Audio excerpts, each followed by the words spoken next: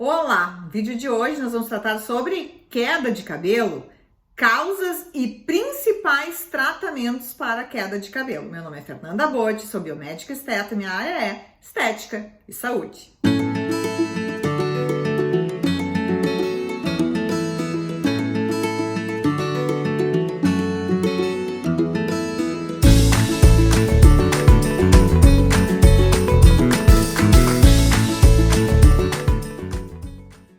Queda de cabelo apavora muitas mulheres, mas vamos entender quais são as causas e o que a gente pode considerar normal em uma queda de cabelo. Teste para saber se a sua queda está dentro da normalidade ou não. Até 100 fios de cabelo ao dia é uma queda considerada normal. Ai, mas espera aí, como é que eu posso fazer? Contando os fios. Os fios que caem no travesseiro ao longo daquele dia, os fios que estão ali no chão do banheiro naquele momento, os que caem quando você toma banho ou lava o cabelo, até 100 fios é considerado normal. Outro testezinho muito importante é o teste da tração. Então, eu aconselho vocês a pegarem uma mechinha de cabelo e darem uma puxadinha assim. Se saírem mais de 4 fios, você não está dentro da normalidade e aí você tem que verificar qual é a causa da sua queda de cabelo. Quais são os fatores que podem estar relacionados à queda capilar? Eu destacaria um deles, que seria o fator genético. O segundo deles, mas não estou falando por ordem de importância, seria a questão relacionada à queda dos hormônios, que seria a alopecia senil. Terceiro fator relacionado à influência do estresse, a gente vai explicar um pouquinho que estresse seria esse. E o quarto fator relacionado aí ao componente nutricional.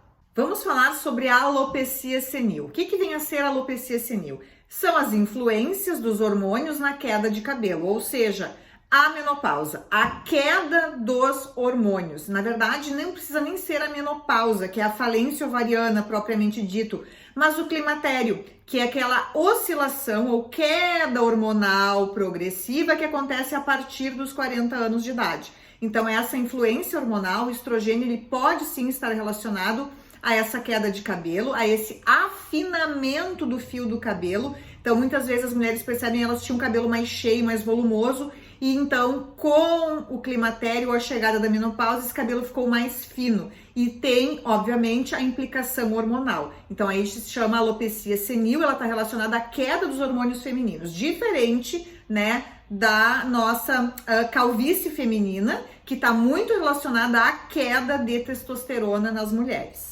Eflúvio telógeno por estresse, queda de cabelo por estresse. Mas afinal, que estresse é esse que pode provocar queda de cabelo? Nós temos várias causas. Então, o primeiro pode ser um fator emocional. Então, a perda de um familiar, rompimento de um relacionamento, um divórcio, por exemplo, que é um evento extremamente estressante.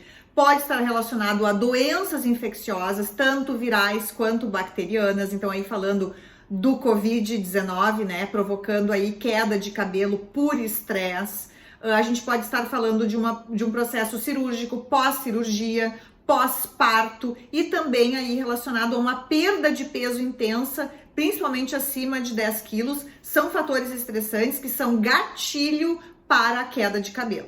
Essa queda de cabelo, normalmente, ela não acontece durante o estresse. Ela vai aparecer 2 a 3 meses pós-gatilho, pós-estresse, que é exatamente o que a gente vê na pandemia agora com os pacientes que tiveram Covid. Normalmente a queda de cabelo muito importante está acontecendo 2 a 3 meses depois, e aí a gente vai ver um pouquinho depois como é que é o manejo da queda de cabelo aí por estresse. Eflúvio telógeno nutricional, por falta de nutrição. Eu acho que essa eu poderia apostar que é uma das principais causas aí, jogando junto com a senil aí pela queda de hormônios e às vezes associando até as duas. O que acontece, gente? Muitas vezes nós não temos uma alimentação equilibrada diariamente, com constância, né? Então, aquele prato bonito, com aquelas 5 cores no prato, com leguminosas, com carne, com pelo menos 3 tipos de legumes e verduras, não acontece muitas vezes em algumas pessoas. Então, tu tens uma falta muito grande de micronutrientes, ou seja, de minerais e vitaminas que estão principalmente nas leguminosas e nas hortaliças, tá? Então aí a gente tem uma queda de nutrientes. O nosso metabolismo, que é a nossa usina energética, como a gente produz energia, ela tem enzimas. Então o nosso metabolismo tem essas enzimas que funcionam. Só que para essas enzimas funcionarem adequadamente e produzirem energia de maneira adequada, nós precisamos de cofatores. Nós precisamos dos minerais e das vitaminas. Eu poderia citar aí as vitaminas do complexo B, extremamente importantes, por isso que aí a biotina, por exemplo, o folato, eles não podem faltar aí, né, num tratamento para queda de cabelo. Alguns minerais muito importantes são o ferro, o selênio, o zinco, o manganês e o magnésio, né, extremamente importantes aí para fortalecimento aí da queda do cabelo. Então a falta desses micronutrientes pode estar relacionada a fazer com que esse metabolismo não esteja produzindo energia de maneira adequada. E quando a gente começa a sentir que tem um afinamento do cabelo ou uma queda do cabelo ou ainda relacionado com enfraquecimento de unhas, tem alguma coisa errada com o nosso metabolismo. A gente não está tendo um aporte adequado desses minerais e vitaminas, e aí a gente não produz energia de maneira adequada, e as células que mais se dividem e mais crescem, que é exatamente o cabelo e as unhas, sofrem muito, e são as primeiras coisas que nos sinalizam que o nosso metabolismo não vai bem. E agora acho que o momento mais importante, mais esperado, tratamentos para a queda de cabelo. Tá? Então, para a queda de cabelo de origem nutricional, então não pode ficar de fora, né, um tripé, que é a reposição de aminoácidos, porque os aminoácidos são muito importantes para a gente formar estruturas e tecidos muito importantes para o organismo. Então, a reposição de aminoácidos aí pode ser feito com o colágeno ou pode ser feito com o whey protein. Reposição de minerais e reposição de vitaminas. Então, é um tripézinho que ajuda muito no fortalecimento do fio, fazer com que esse fio cresça de maneira adequada. Então, normalmente, a queda de cabelo nutricional, as pessoas notam o quê? Um afinamento do fio, maior quantidade de fio na região da cabeça, e aqui tem um afinamento, uma menor quantidade de fio, então tem uma quebra mais importante, né? O cabelo não cresce de maneira adequada e um afinamento desse fio. Então, quando nós repomos nutrientes, a gente nota um encorpamento do cabelo. Então, um crescimento mais equilibrado, um crescimento mais uniforme, né? Mais fios de cabelo nascem e, inclusive, existem alguns aminoácidos que ajudam a aumentar a formação de óxido nítrico, por exemplo, que tem uma ação vasodilatadora, facilitando aí o aporte de nutrientes e oxigenando o bulbo capilar. Então, acho que esse é um dos principais tratamentos para quem tem, de fato, a queda de cabelo por fator nutricional.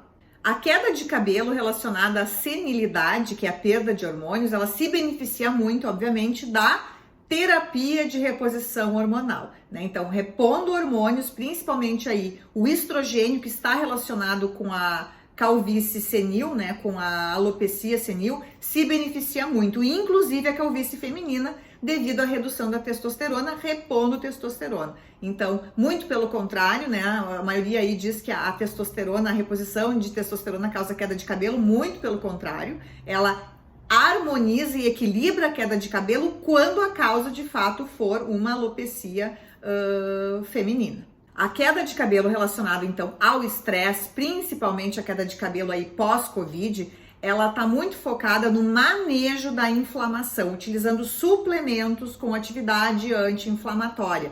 Por exemplo, tratamento com ômega 3 e alguns aminoácidos que aumentem a formação de óxido nítrico, como a arginina, por exemplo, auxiliando aí o aporte de oxigenação do bulbo capilar. Existem outros aminoácidos também que eu gosto muito de trabalhar, que ajudam modulando a inflamação, né? E com isso, diminuindo a queda de cabelo pelo estresse, especialmente relacionado ao fator inflamatório.